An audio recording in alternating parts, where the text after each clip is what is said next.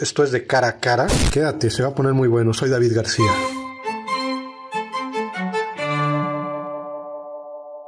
Doctor Carlos, ¿cómo estás? Bienvenido cara a cara. Pues muchas gracias, aquí estoy de regreso. Oye, ¿votaste? ¿Dónde votaste? Voté en Bacalar, en el centro. Tu credencial de elector está allá en Bacalar, sí, allá en el Parque Central, ¿no? ¿Cómo viste las votaciones? ¿Cómo viste el proceso electoral? ¿Cómo se vivió en Bacalar este proceso electoral? Pues muy vacía, las calles estaban muy vacías, en la cabecera, ¿cómo se dice? Los colegios electorales pues estaban, no había percepción de movimiento, un poco dicen que por la mañana hubo más percepción de movimiento. La zona rural fue totalmente distinta, ahí se movió más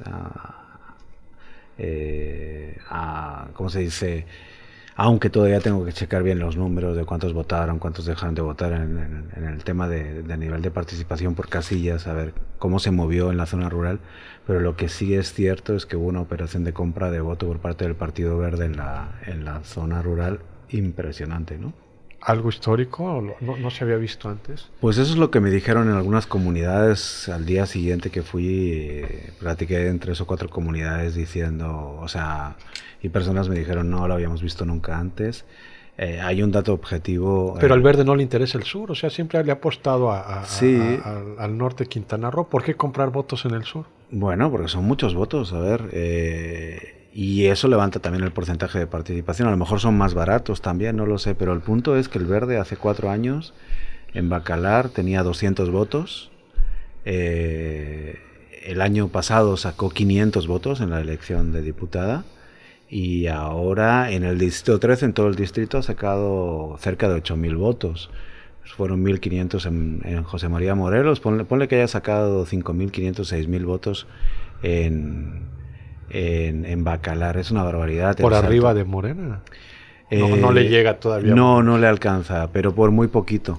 El PT quedó desdibujadísimo, por ejemplo, que había invertido mucho dinero en la anterior campaña. El PT quedó muy desdibujado en Bacalar. Me parece que consiguió, no recuerdo ahora de memoria, pero como 230 votos, una cosa así ridícula, ¿no? El PRI, Chepe es del PRI, es partido local. Pero el Chepe dobleteó. El Chepe no operó para el PRI, el Chepe no operó para Laura Fernández.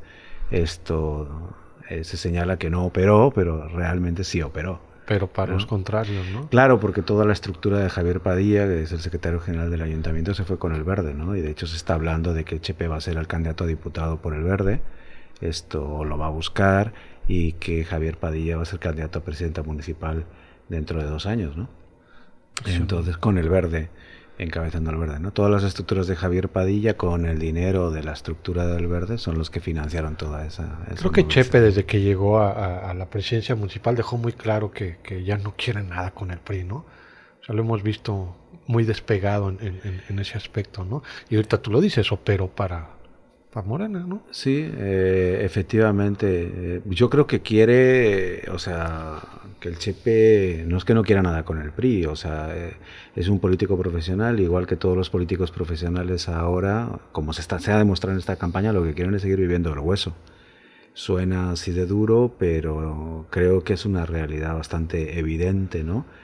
Lo que hemos visto en esta campaña a mí es lo que me sorprende de una forma increíble, es como la gente no tiene proyectos propios, no tiene ideas, no tiene proyectos de desarrollo de las comunidades y se agarra del carro ganador, ¿no? En cierta manera es lógico porque todos tenemos que vivir, lo he dicho muchas veces, ¿no? Todo el mundo tiene, tenemos que llevar un plato a nuestra casa, algunos tienen unos niveles de vida más sofisticados que otros, pero el cinismo de hablar de la cuarta transformación cuando lo que estás es tratando de mantener tu nivel de vida o de transformar tu bolsillo, no el de la comunidad, pues me parece que es un poco hipócrita. También los ciudadanos tenemos la culpa, eso no nos podemos quitar la culpa. El hecho de que de forma masiva la gente vaya a votar porque te están entregando una cantidad de dinero determinado, el hecho de que tú busques un beneficio inmediato porque no confías del político, porque sabes que no va a volver a regresar, pues está facilitando el que solamente los que tienen recursos, solamente los millonarios, solamente los que están apoyados por grandes grupos de poder, pues puedan luego dedicarse al servicio público, entre comillas, ¿no? Oye, regresando un poquito atrás, me llama la atención lo que decías ahorita, el político que insiste en vivir del poder. Y te hago aquí una pregunta, ¿no? Y tú eres el experto en estos temas, ¿no? ¿Sabrá Mara Lezama, que se rodeó de mucho expriista? O sea, estará enterada de toda la gente que llegó, porque te digo, porque yo estuve en algunos eventos de Mara y vi a muchos expristas ahí metidos, que en algún momento operaron y fueron operadores del PRI. Cuando llega Carlos Joaquín se van, se pierden, que en algún momento dijimos, bueno, ya nos deshicimos de esos políticos y los vemos ahora nuevamente regresar, ¿no? Yo lo vi en el cierre bueno, cuando Mara ya llega y en Palacio Nacional, en Palacio de Gobierno, cuando lo está festejando, vi la cara de esos expriistas que en su momento operaron para el PRI como de ya ganamos, de ahora va la nuestra, ya regresamos. Es la revancha, es el ya Exacto. Estoy en el poder. Incluso fueron muy agresivos en las redes sociales. ¿Tú viviste eso? ¿A ti te atacaron, no? O sea, sí, hombre, esta campaña fue realmente desgastante. O sea, ahora que se habla de lo de la libertad de expresión, yo manifesté claramente, sin hipocresías y sin nada, que yo iba a apoyar a Laura Fernández desde el principio. Y sí ha sido muy desgastante. Mucha pluma apagada, doctor, y de compañeros, y que fue, y lo digo abiertamente, fue descarado la manera en la que escribían hacia la candidata, ¿no? Creo que al último el medio, nosotros como medios tenemos que vivir esa libertad de expresión, esa democracia, ¿no? O sea, sí, no inclinarte, ¿no? Lo peor, te puedes inclinar. Creo que no le ayuda a un candidato que un medio se le incline y se tire a los pies de un candidato, ¿no? Pero da igual, hacen ruido. Y al periodista que hace eso, efectivamente le da igual, porque él lo que busca es su beneficio económico personal, ¿no? Y eso, pues todo el mundo lo sabe en el contexto. Yo creo que es más honrado, por ejemplo, yo no soy periodista, o sea, yo soy un profesor universitario, hago comentarios de gente que me lee. Y yo desde el principio me manifesté de forma, yo creo que honesta, algunos dirían inocente, de mi candidata es esta mujer y voy a tratar de explicar los porqués, ¿no? Y en algún momento llegas a decir que Mara iba a ganar, que se veía, todo el rato lo estuve diciendo, que se veía que iba a ganar, ¿no? O sea, el detalle es cómo iba a llegar. Efectivamente. Y el detalle también es cómo va a repartir el poder ahora.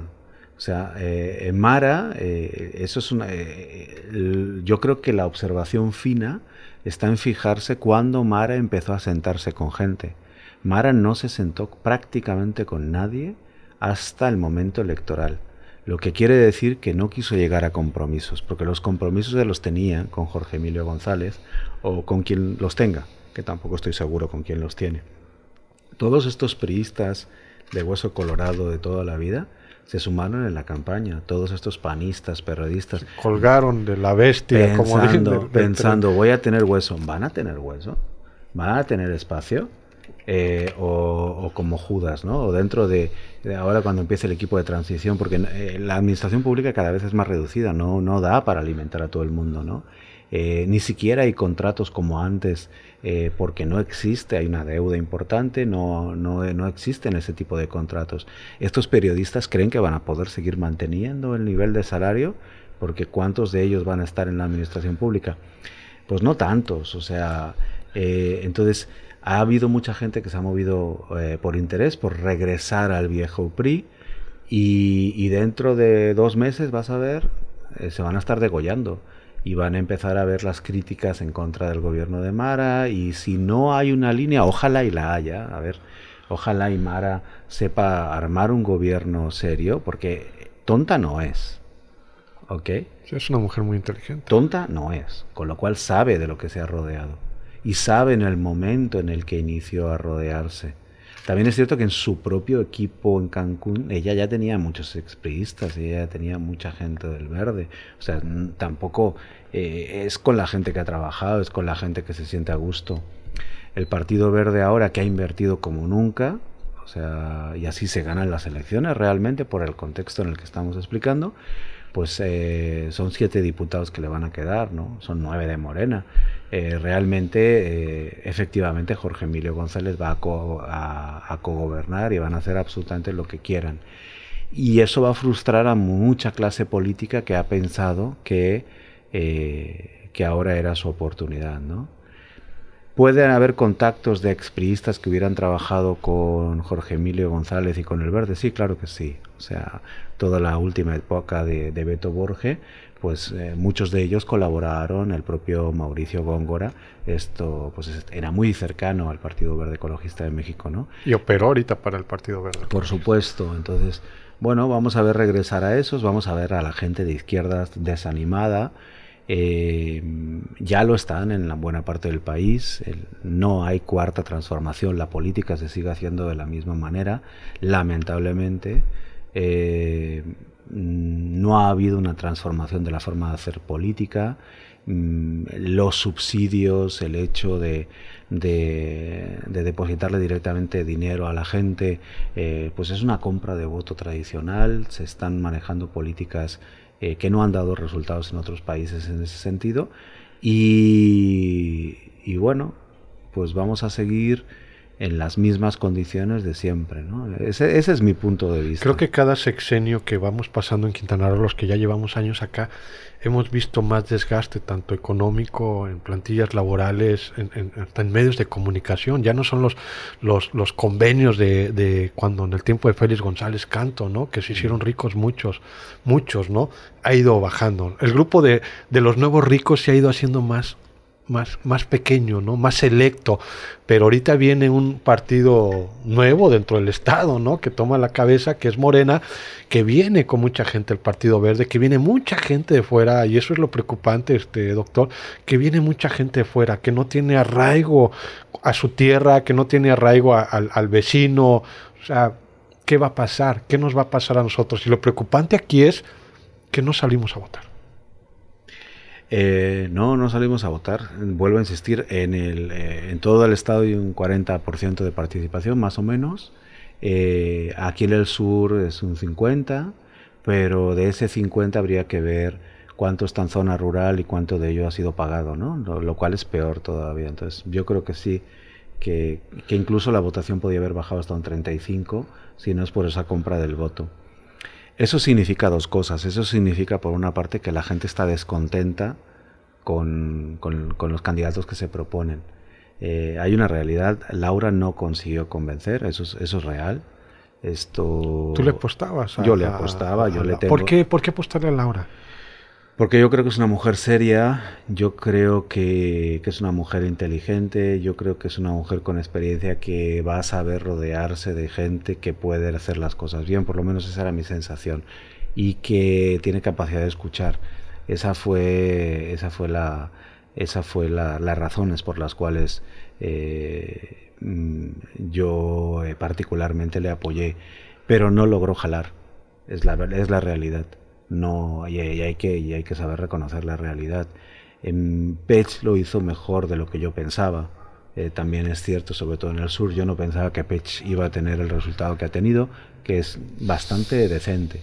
¿Por qué no sumarse? Porque Laura hizo la invitación, doctor. Laura les hizo la invitación y yo estuve ahí cuando en los micrófonos de nosotros hizo la invitación que se sumara el PRI, que se sumara Pech. ¿Qué hubiera pasado si se hubieran sumado tanto el PRI con Leslie Hendrix como el doctor Pech con Movimiento Ciudadano a la coalición? Va por Quintana Roo. Lo que hubiera pasado es que tendríamos una clase política diferente y tenemos una clase política muy mediocre. ¿Se arrepentirá el doctor Pech en algún momento? No, tiene un nivel de soberbia de aquí, del tamaño del mundo, o sea, que da la vuelta a la República Mexicana. Porque fue el que hizo el berrinche, ¿no? Pech ha sido el único que hizo berrinche. Yo creo que Laura salió con madurez a decir: perdimos, hay madurez política, voy a seguir siendo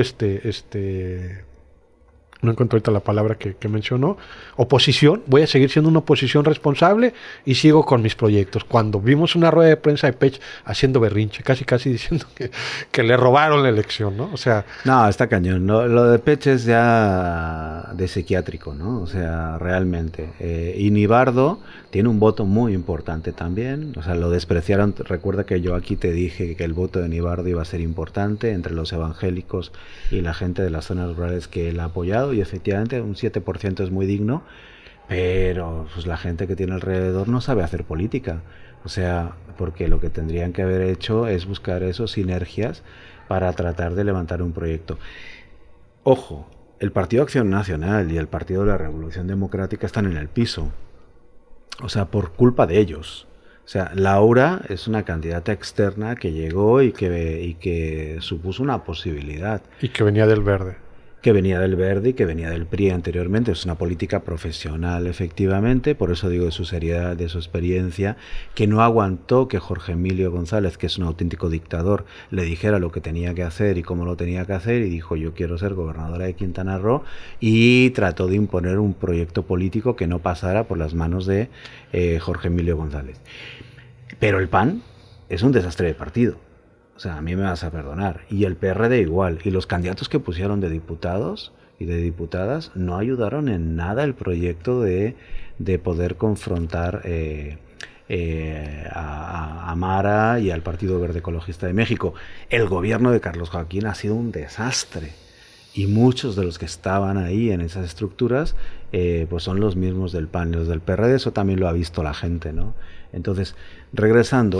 Vemos a una Johanet, que es secretaria de Finanzas, que busca cobijo en el PAN, no se lo dan y se va al Verde. Efectivamente, o sea, eso también es muy significativo del apoyo del gobernador hacia la campaña de Mara Lezama. El apoyo, a ver, yo hablé con un político, lo dije en las redes sociales, lo que pasa es que hay cosas que no se pueden decir, y luego hay gente que piensa que también uno farolea, pero no, yo hablo con políticos importantes. Entonces a mí uno de ellos, uno de los más importantes de este país, esto me dijo: a ver, esta es una elección de Estado, Quintana Roo es mucho más que Quintana Roo. Quintana Roo, esto es el Tren Maya, Quintana Roo son negocios, y el presidente de la República no va a dejar que se pierda.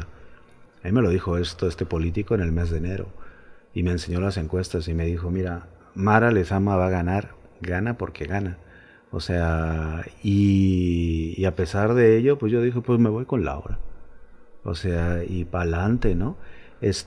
¿Por qué? Porque yo creo que hemos de pensar en los proyectos que interesan a la gente de aquí, no a lo que les interesa a los que tienen negocios o al propio presidente de la República. Si hubiera ganado Laura, ¿es un contrapeso para la 4T? Pues no va a suceder, no sabemos lo que hubiera pasado. Laura forma parte de la misma clase política, eso es evidente. O sea, ella viene del PRI, viene del Verde, como hemos hablado. Yo creo que dentro de ese contexto tiene una racionalidad más grande para tomar decisiones, pero hacer política no es sencillo. Entonces habríamos que ver también qué equipo hubiera seleccionado.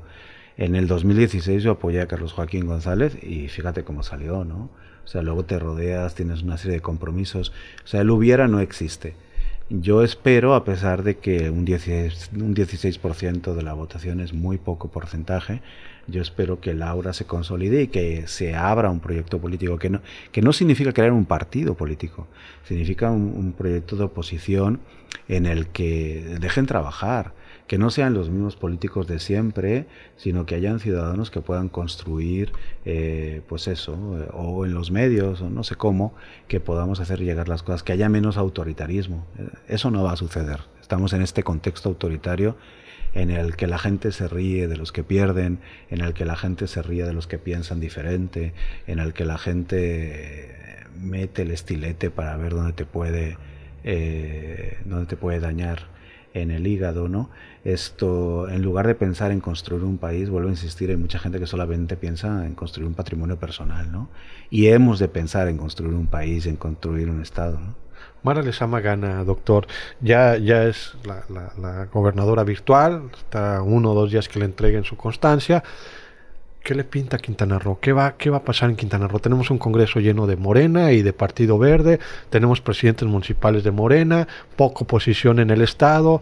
¿Qué viene para Quintana Roo? O sea, ¿de qué nos vamos a llenar en Quintana Roo? ¿Qué le espera a Mara Lezama? Llega con poca votación, claro, alcanza los números, gana, pero la gente no sale a votar, salen 4 de cada 10 ciudadanos a votar, de los cuales considero yo que 2.5 votan por Morena, Partido Verde, y el otro 1 algo vota por demás partidos, ¿no? Entonces muy poco a la gente que votó por esta coalición de Partido Verde, Fuerza por México y Morena. Pero eso da igual, David, eso da igual, es la nueva gobernadora en un escenario autoritario, en un escenario en que la gente va a tener miedo, de poderse expresar, en un escenario en que vamos a regresar al PRI tradicional, en el que nadie habla y el que habla es mirado de forma rara. porque no va a tener ningún espacio. Entonces yo creo ¿Cómo que, se está viviendo a nivel nacional? como se está viviendo a nivel nacional, yo creo que vamos a regresar a ese escenario, mucho más con un verde fuerte. El verde tiembla frente a la figura de... Los políticos del verde tiemblan frente a la figura del niño verde, ¿no? O sea, es de un vertical impresionante, ¿no? Entonces, yo creo que un poco vamos a vivir en ese escenario. Los que estemos tratando de reflexionar sobre la política local, pues no, por supuesto no vamos a vivir de ello. Y si vivimos de otras cosas, pues nos van a intentar correr de nuestros puestos de trabajo, ¿me explico? Entonces, como pasaba con el borgismo, yo creo que vamos a regresar a un escenario de ese tipo. Sobre la gobernabilidad, pues no lo sé, ojalá y lo haga bien.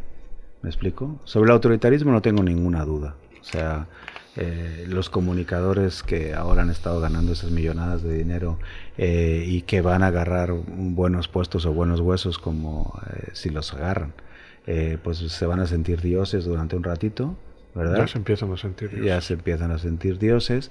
Y bueno, en el gobierno pues vamos a tener que ver primero los que quedan. O sea, hay un escenario, a ver, serían dos escenarios. Un escenario es este del autoritarismo en el que todo el mundo se queda callado. Pero otro escenario es el escenario en el que todos los que piensan, todos los que han pensado que se podían colocar, no se van a colocar. ¿Ok? O el que hay una izquierda, esto también es divertido. Yo me he encontrado gente por ahí que dice, toda la vida luchando para que haya la izquierda y resulta que ahora los del PRI se han metido en la izquierda, ¿no? Me han robado mi sueño, me han robado mi utopía, me han robado mi proyecto de vida. Los verdaderos confundidores de Morena no están en Morena, no están en los puestos políticos de Morena. No, por supuesto, lo que pasa en el distrito 2 es divertidísimo, ¿no? O sea, que Susana Hurtado haya ganado finalmente el distrito, uno de los fundadores de Morena. Y eso va a pasar en la administración probablemente. Entonces, ahí puede ser que haya gente que sí se moleste, que ya está molesta y que lo exprese y que le dé igual expresarlo, ¿no? Pero bueno, vamos a tener que ver, ¿no? Eso... ¿Cómo cambiaría este panorama? Bueno, históricamente tenemos la primera gobernadora del estado de Quintana Roo. Ajá. Ella puede hacer una gran diferencia. No, ella no va a hacer nada. ¿Por qué? El hecho de ser mujer yo no veo que porque hayan hombres o mujeres en los puestos hagan las cosas de forma mejor o peor. Eso es en primer lugar. En segundo lugar, porque ella está absolutamente controlada y maniatada por los compromisos que tiene. Y ahora de una forma mucho más clara y evidente, que se estuvo manifestando durante toda la campaña además, o sea, a nadie le sorprende, y la suma de elementos borgistas a la campaña de Mara Lezama, con singular alegría, pues está clarísimo, ¿no? O sea, ella va a estar maniatada. ¿Qué va a pasar en los próximos años? Pues probablemente que pocas personas van a poder hacer una serie de negocios y que los ciudadanos pues no importamos, porque realmente aunque saquen un 40% de votación o un 35%, si el 5 o el 10% estuvo comprado, no se sabe cuánto llegó a estar comprado, bueno, pues a ellos poco les importa. Lo que se ha de construir es una oposición. O sea, lo que se le ha de proveer también es alternativas al 60% o al 70% de gentes que no han querido ir a votar. Y la gente tampoco es tonta, la gente también debe de tener, o sea, de sentir credibilidad en lo que le estás ofreciendo, debe de creerse que la gente quiere hacer las cosas en serio, que lo quiere hacer bien, ¿no? Eso es lo que ha percibido. O sea, yo tampoco castigaría al ciudadano de decirle, por tu culpa está Morena y entonces ahora aguántate. No, a ver, la oposición no supo plantear esto tampoco, una estructura. Los diputados eran de risa, con perdón. O sea, la mayoría de los candidatos a diputados eran muy poco creíbles. Entonces eso ha lastrado también una buena campaña, creo yo, que ha hecho Laura Fernández. Sí, yo creo que sí ha hecho una buena campaña. Se ha recorrido todo el estado, ha tenido propuestas, ha contraatacado los ataques salvajes sobre su persona que sin fundamentos estaban lanzando. Probablemente ahora va a tener que aguantar, aunque tiene el fuero del Congreso, pero igual que Mauricio Góngora lo aguantó en su momento, pues va a tener que aguantar la utilización política del poder, de la justicia. Esto que es algo que lamentablemente en este país es habitual, ¿no? O sea, la utilización de la justicia con fines políticos, ¿no? Entonces, bueno, pues estamos en el mismo sistema político de siempre y todos sabemos cómo vivir en este sistema político, ¿no? Habrá algunos que hablen y habrá otros que se callen y habrá algunos que vivirán de lo público y otros, la mayoría, que seguirán sobreviviendo como puedan, ¿no? Andrés Manuel López Obrador, ¿qué tan conveniente es para él ir? Y bueno, ya ha estado pintando todo el país de Morena, ¿no? Ya lo vemos en el norte, en el sur, ¿no? Son pocos estados los que les queda a la oposición. Si estoy mal, corrígeme. Creo que él quiere dejar historia como la 4T, ¿no? Entonces, no sé qué tan conveniente es el ir creando figuras políticas, en este caso como Mara Lezama, y como lo ha hecho en otros estados, ¿no? Claudia Sheinbaum, que busca ser gobernadora, presidenta de México, Marcelo Ebrard, que está buscando, o sea, todos los que ya están alzando las manos. ¿Es conveniente para el presidente o va a ser, acabando su sexenio, cerrar la puerta y desaparecer a Morena para pasar él como el presidente de la 4T a la historia y que aparezca en los libros de texto como hoy vemos al presidente Benito Juárez en los libros de texto? No, ¿qué importancia política va a tener Andrés Manuel López Obrador? O sea, ¿cuál es el legado de Andrés Manuel López Obrador? ¿Qué transformación ha sufrido México? Es lo mismo. Ha seguido una inercia. ¿Te molesta? Veo tu cara de... No, ¿Te molesta? Es que me parece un engaño. Es un lema el tema de hablar de la cuarta transformación de México. O sea, no va a quedar bien en los libros de historia desde mi punto de vista. ¿Vamos a seguir viendo a Morena en el próximo sexenio? Sí, yo creo que sí. ¿Con quién crees que pueda ser la figura? No lo sé, puede ser Claudia, puede ser bueno, al menos le acertaste en Quintana Roo, que iba a ser Mara Lezama. Sí, ahí sí, pero eso era bastante obvio. No, a nivel, hay como 4 figuras, yo creo que va a ser Claudia, pero puede ser Marcelo, puede ser el secretario de Gobernación, puede ser Monreal. Nos queda claro que los que vinieron a Quintana Roo a apoyar la candidatura de Mara Lezama, dentro de ellos está el próximo presidente. Sí, claro que sí, pero a ver, y eso se sabe desde el nivel desde la elección del 18, que van a haber 2 periodos consecutivos por lo menos de Morena. El punto es, eso también tiene la culpa una oposición que no se construye, una oposición que tiene mucho donde le pisen. Fíjate ahora Alejandro Moreno Cárdenas, que ha tratado de distanciarse en la reforma eléctrica, que lo tenían maniatado porque se sabía que había cosas en contra de él, como esas grabaciones, que por supuesto es la utilización de fondos públicos para poder manipular a un líder político y que el PRI siga sus instrucciones, por así decirlo. Bueno, pues están acabando con él, ¿no? ¿Lo lograrán, no lo lograrán? Pues no lo sabemos, no sabemos todavía cuántos audios quedan por ahí para salir.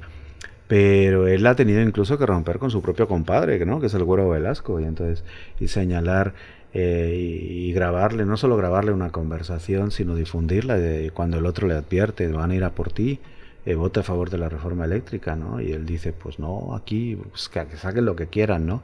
Entonces, hay que construir una oposición política en este país, una oposición política que no sea de extremos, que no sea de intereses mezquinos partidarios, y eso va a costar mucho tiempo.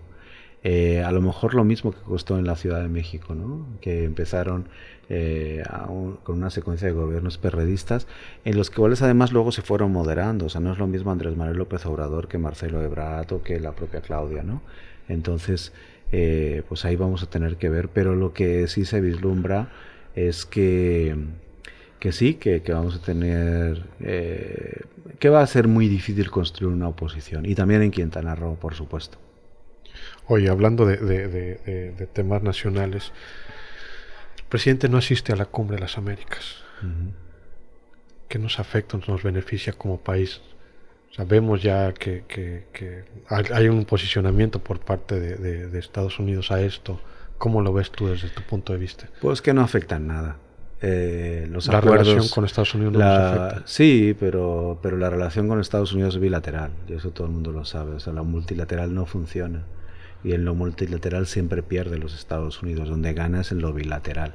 ¿Por qué toma esa posición el presidente? Bueno, porque es sencilla, no tiene ningún costo político y entonces puede decir que él es de izquierdas, que está con los gobiernos reprimidos por el gobierno Biden, pero luego corriendo manda a la Guardia Nacional a neutralizar migrantes y no tiene ningún empacho en abusar de los derechos humanos de los más desprotegidos, ¿no?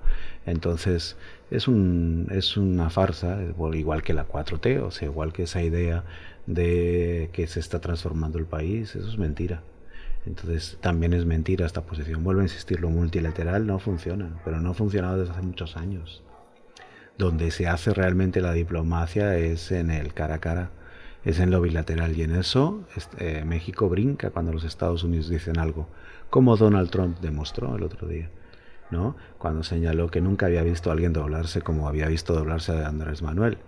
Entonces, como reacción Andrés Manuel aparenta de que esto, de que va a hacer una gran estrategia política al no ir a Los Ángeles a la cumbre, ¿no? Es absurdo, si no va a ningún sitio. O sea, lo que pasa es que no lo suele decir.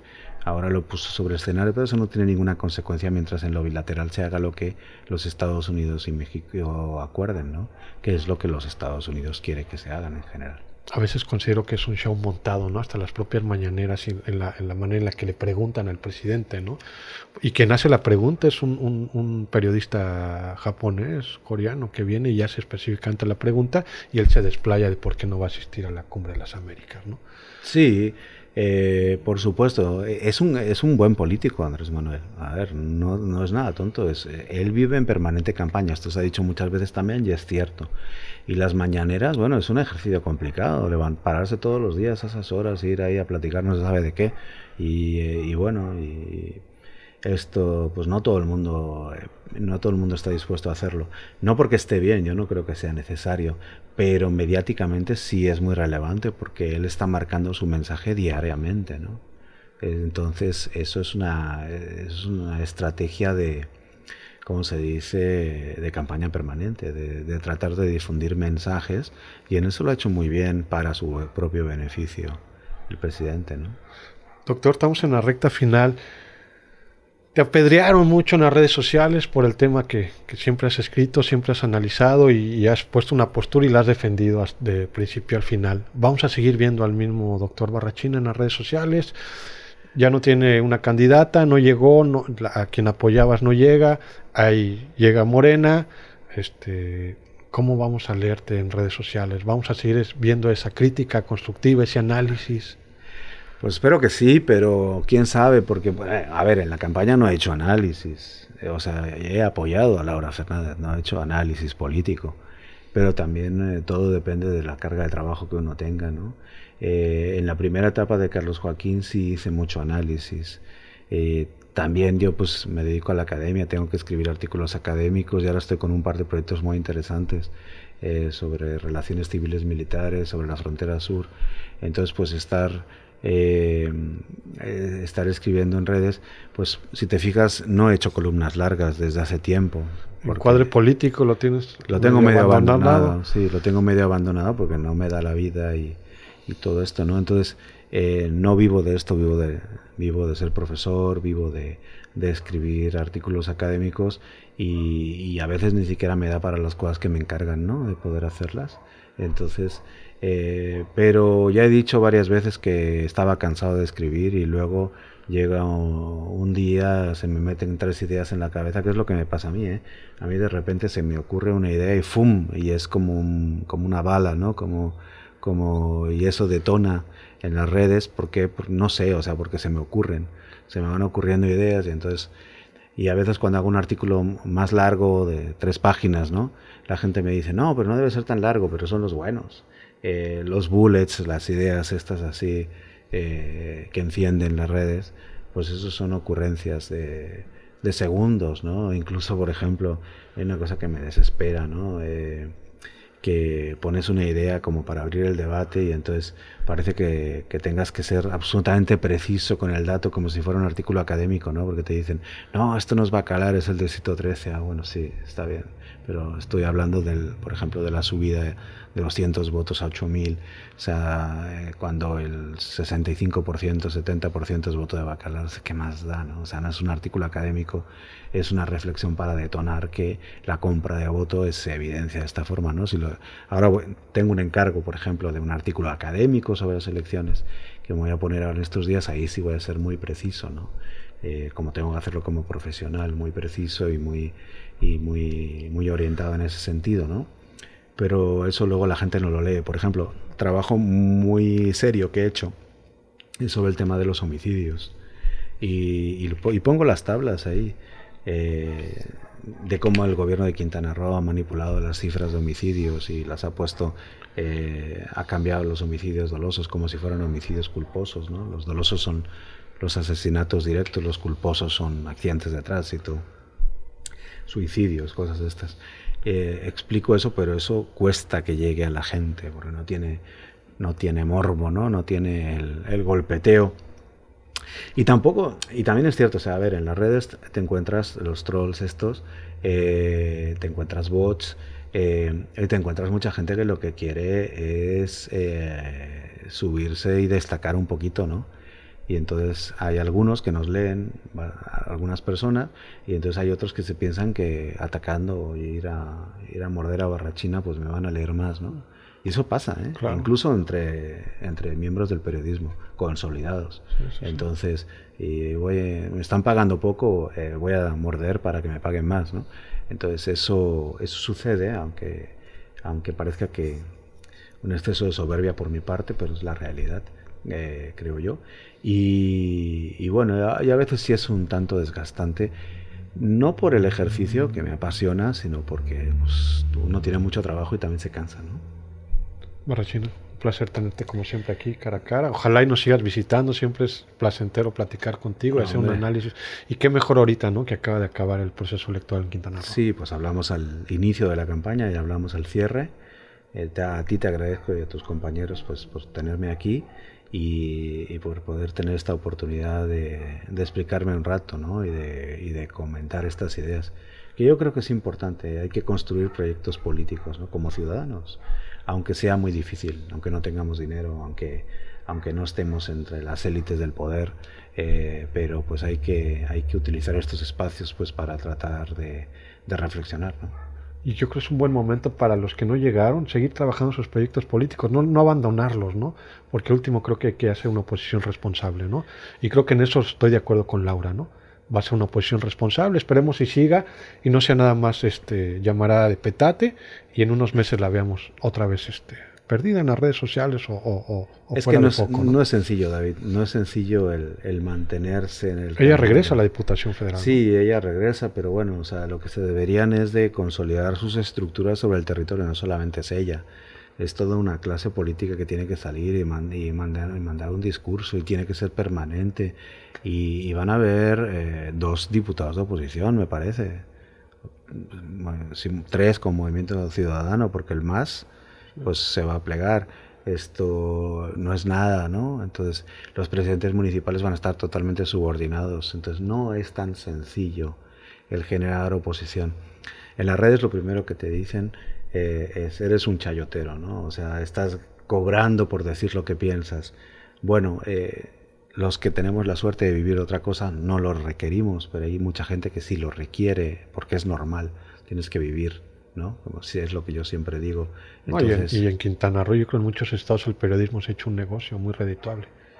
Cuando tienes acceso a ello. O sea, pero si no entras dentro de esas élites, dentro de esas ligas muy redituables, pues es muy difícil vivir de eso.